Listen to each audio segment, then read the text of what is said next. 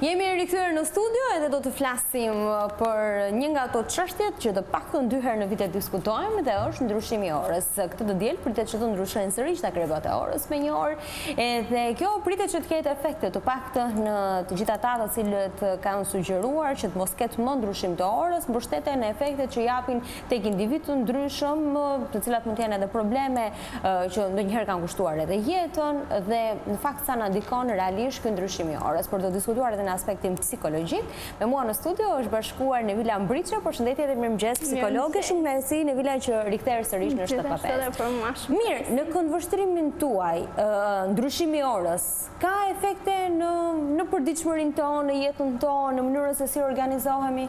Po, patjetër që kanë ndryshime. Në fakt, çfarë do lloj ndryshimi, unë nis gjithmonë me këtë shprehje, çfarë do lloj ndryshimi në jetën tonë, si për mirë, si për keq, sjell një sër ndryshimesh të tjera. Në fakt, ndryshimi i orës, përveç faktit që në këtë periudhë që flasim do flem 1 orë më shumë, që është një gjë pozitive, patjetër, ka dhe efektet e veta negative. Çrregullimet me gjumin, mund të flem vërtet 1 orë më shumë, por ai është një çrregullim që organizmi jon do pa kohë që të ambientohet. Zakonisht thuhet që duhen 3 javë, 21 ditë që ne të lëm ose të marrim një lloj vesi ose një lloj zakoni të caktuar.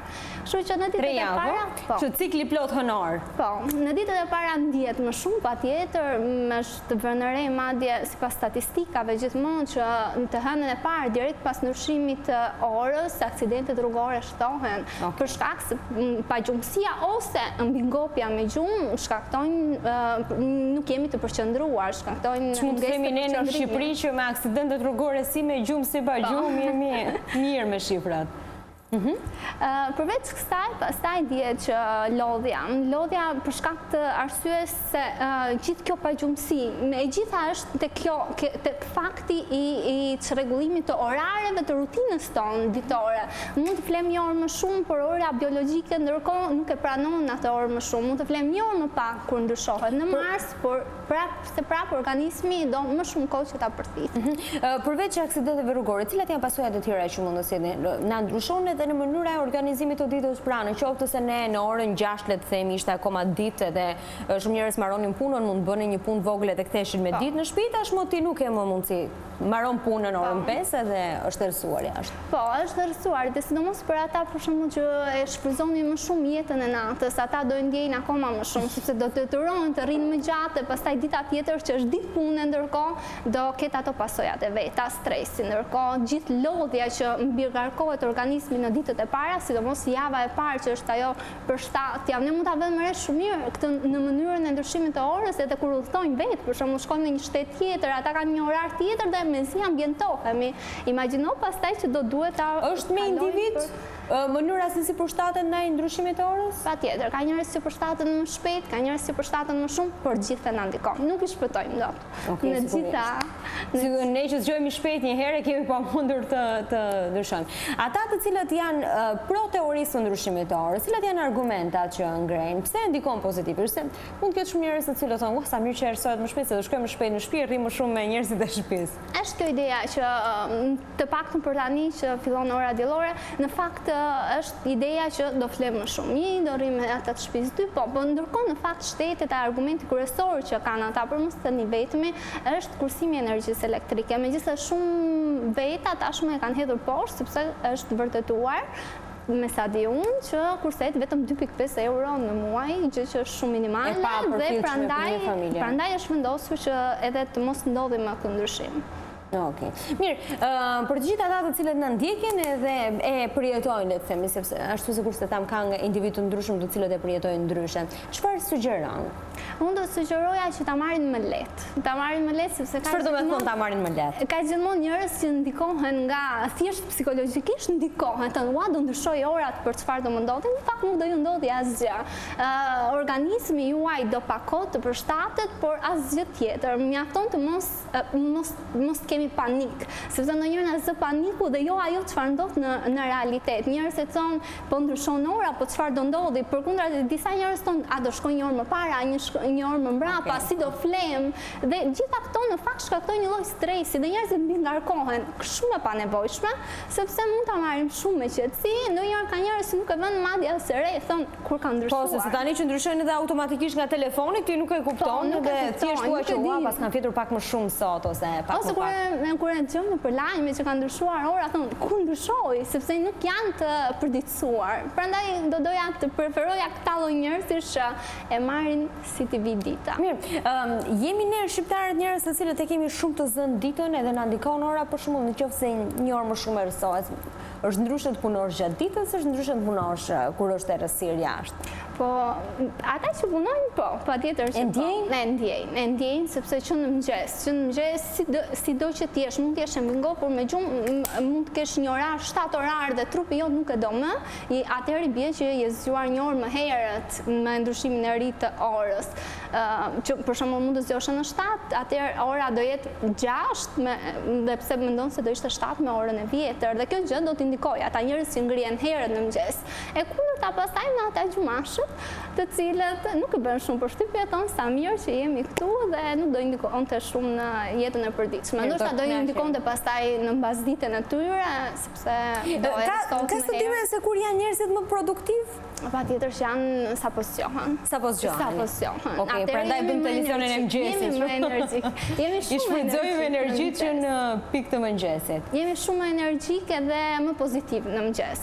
Mbasditja pastaj perëndimi i diellit ka dhe efektet e veta jo të mira. Sado që mund të jemi romantik, po prapë se prapë me kufi dhe ajo pjesë. Okej.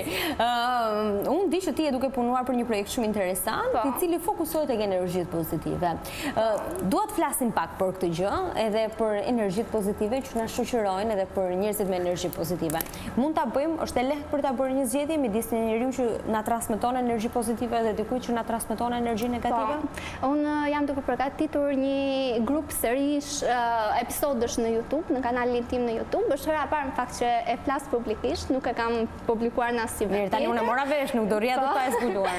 Dhe ideja e përqendrimit të gjithë këtij projekti që unë jam duke zhvilluar është që ne kemi vetë në dorë. Ne jemi zgjidhja për zgjedhur njeriu pozitiv, njeriu negativ, njeriu që duam të jemi ne, dhe pastaj njeriu me cilën ne duam të rrim. A na përshtatet neve, a është një lloj si ne, a mendon si ne, a ka atë energji që ne të dyjave për shembull na bashkon, a e kanë dhe njerëzit pranë nesh.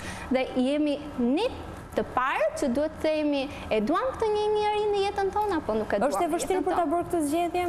Pra, ndonjëherë ti mund ta kuptosh që ke rrethohesh nga njerëz të cilët kanë energji negative, por faktorët të detyrojnë për të qëndruar me ta. Si bëhet në raste të tilla? Patjetër, ndonjëherë për shembull ti mund të kesh një koleg pune i cili të transmeton energji negative, po ti je detyruar që të punosh me të.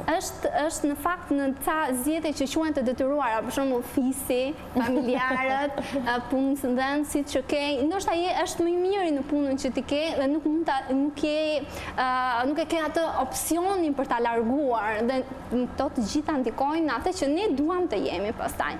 Megjithatë, sa më shumë të punojmë me veten tonë, aq më shumë do i kushtojmë, aq më pak rëndësi do i kushtojmë. Si zgjidhet realisht? Domethënë për njerëzit të cilët na ndjekin edhe ndoshta mund ta kenë këtë problem. Duke punuar vetëm me veten tuaj, gjithmonë gara që bën njeriu.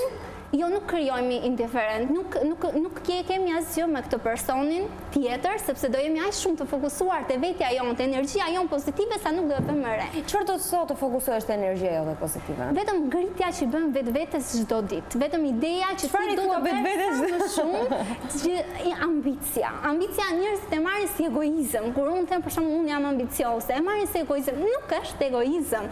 Ambicia njerëzit që duan të arrijnë sa më lart për veten e vet. Patjetër që pa i përfshirë të tjerat, unë dua të jem një njeri më i mirë, dua të jem në punë më e mira se ç'isha dje, duhet të jem nesër më e mirë se ç'jam sot. Është e vështirë për të arritur këtë gjë me veten pa pasur një mjedis miqësor?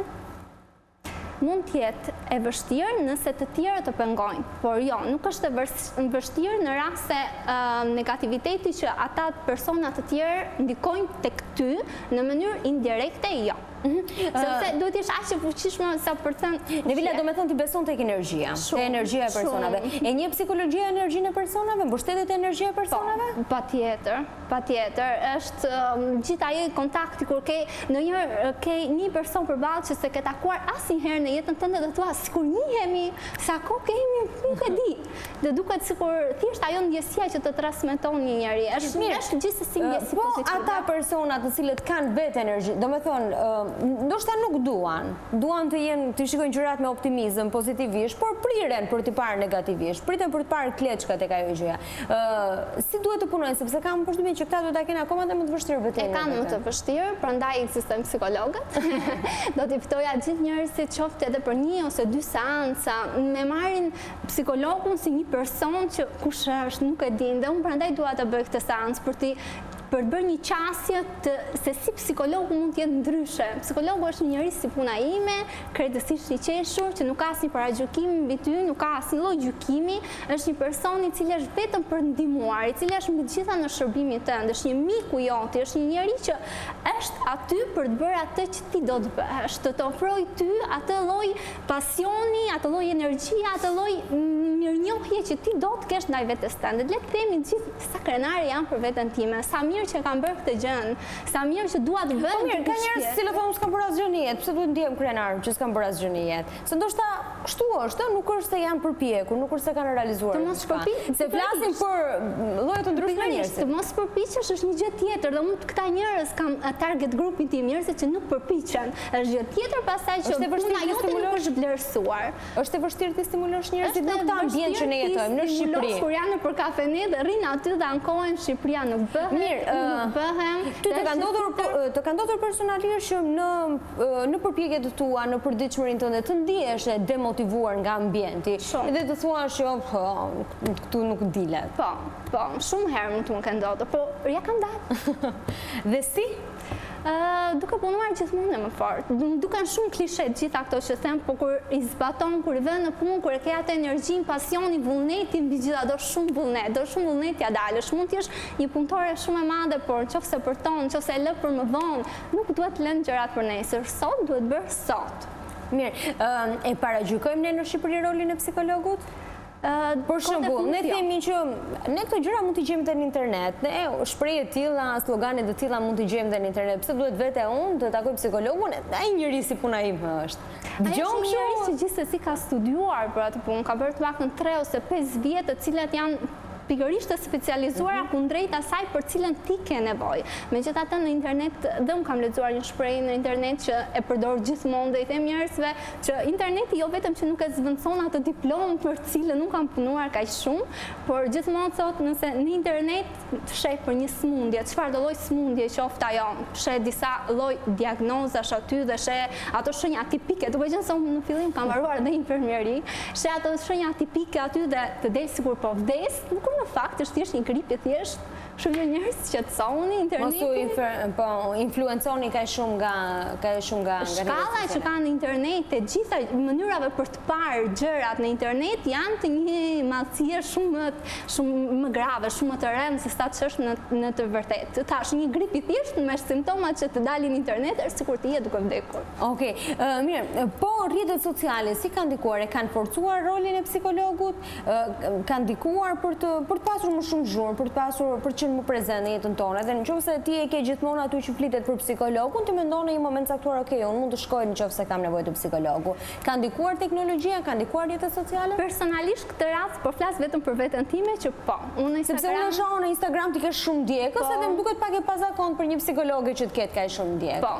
Dhe personalisht doja vetëm nga eksperjenca ime personale me rrjetet në Instagram, do nisesha një që njerëzit të cilët aty më shkruan që shohin që janë psikologe, janë të gjithë, ose do thonë e kam për një shoqe, të gjithë njerëzit që do më shkruajnë, ose jam me profil falso, në cilën s'ka si ndjekës, më ndjekin vetëm mua dhe më të shkruajnë një problem. Imagjino sa më paragjykojnë mua. Okej, cilat janë problemet që për të cilat të shkruajnë më shumë? Ka shumë probleme të cilat janë vërtet probleme dhe ka shumë raste të tjera në të cilët ata e keq përdorin ose e keq kuptojnë, më mirë të them, rolin tim si psikologe. Duke më shkruar për shembull, ka pasur raste vajza adoleshente kanë një problem me një shokun e vet, të cilët më shkruajnë një screenshot të një bisede. Dhe më thonë çfarë duhet i kthej përgjigje. Është një totalisht një keq interpretim i të rolit tim. I kthej njerëzve të cilët vërtet kanë një hall. E lexon ato bisedën njerëz. I lexoj dhe i kthej vërtet njerëzve të cilët mund mendoj se i ndihmoj online, por gjithmonë i drejtoj tek një psikolog. Në rast se shoh që vërtet simptomat që ata më thonë me aq pak sa unë mund të kuptoj online, kuptohet shumë pak. Por megjithatë unë i inkurajoj të gjithë që edhe online ka shumë platforma sot, unë jam tek një ndër to të cilët ju ndihmojnë online. Pavarësisht se gjithmonë do mbetem shumë tradicionale dhe të them që të shkoni te psikologu për gjetur një mik, të shtoni shoqërisë tuaj një Nevila, në kaq vite sa që punon edhe në këto kontaktin që ke her pas here me qytetarë të ndryshëm të cilët kanë nevojë për ndihmën tuaj, se dua ta lidh me temën që nisëm biseden. Ka raste që kanë ardhur për shembull dhe thonë që kam nevojë për një psikolog se ky ndryshimi i orës më ka ndikuar. Po njerëzit nuk e kuptojnë në fakt. Ti si ndodh pranvera që njerëzit në fakt nuk e marrin në fillimin kur i ndodh një ndryshim sado i vogël, nuk e kapin atëherë, e kapin kur gjëja është bërë madhore. Po mund të kenë ndikime nga një gjë kaq e vogël, nga një ndryshim me një orë i kohës. Mund të ndikojë kjo në fillim, por nuk e vënë re dhe pastaj shtohen gjërat. Shtohen dhe shkojnë te psikologu atëherë kur gjëja është shumë madhore, kur është shumë e dukshme. Shkojnë njerëz që kanë ankth, shkojnë jo në momentin që ndjen jam në ankth. Po mund të shkon direkt te psikologu sa ndjen ankth për herë të parë? Pse jo? Ankthi nuk është asnjëherë i mirë. Ne na ka mësuar mami që duhet ta kesh pak merakun se duhet të jesh pak. Jo, nuk ka asgjë pozitive në faktin që ti duhet të shqetësohesh. Frikë jo. Të bën më të mirë nëse ti shqetësohesh për diçka dhe do që të dali më mirë asaj? Absolutisht jo. Se tani po ndjem në ankth dhe që mendoj. Dhe njerëzit këtë do ja ta lidhë që nuk shkojnë kur i kanë këto shqetësime që thonë po ndjem në ankth ose jam e stresuar. Sa herë dëgjom jam e stresuar ose por jo, nuk shkojnë. Shkojnë atëherë kur fillojnë shenjat fizike, kur kanë dhimbje, kur ankthi ka dalë në sipërfaqen e vet. Jo atëherë kur vërtet kanë një ankth në cilën psikologu mund t'i ndihmojë me shumë pak seanca dhe ti je si kokra e madhe. Mirë, kam edhe një pyetje të fundit. Është e vështirë të jesh psikologu i vetes? Është e vështirë. Ndonjëherë është e vështirë sepse e shohim gjithmonë personin që jemi me shumë pozitivitet. Unë mbi gjitha ato që unë jam duke përgatitur projekte është që ta shohim ne pozitivisht, po gjithmonë njerëzit e shohin veten më mirë se sa që janë. Është një gjë shumë e mirë. E shikojnë gjithmonë problemit e tjetri. Jo vetëm që e shohin të tjetri, po dhe veten gjithmonë e shohin që unë jam më lart, unë jam më mirë, ose prandaj dhe psikologu e ka pak të vështirë. Balanca është çelësi thon, kështu që ti duhet të dish ta shohësh veten nga larg. Okej. Po për shkak të moshës e paragjykon një psikolog? Thonë shumë e re, ne jemi të rrahur nga jeta, mund të japim zgjidhje më mirë. Po nuk është eksperjenca gjithçka ka. Është shumë e vërtet. Është shumë e vërtet, sidomos vetë ndjej. Këtë gjë e kam ndjer. Se thonë njerëz të cilët mund të kenë probleme realisht shumë të mëdha, dhe thonë do të tregojnë po kjo është vajzë e vogël. Është shumë e vërtet dhe i kam ndjer edhe te vetja këtë pjesë. Por që do i thoja gjithë njerëzve që unë kam studiuar për aq vite sa kam bërë, kam studiuar pikërisht për ndihmuar këtë. Okej, ishte shumë kënaqësi që ishe këtu me mua në 75 dhe të uroj një ditë sa më të mbar.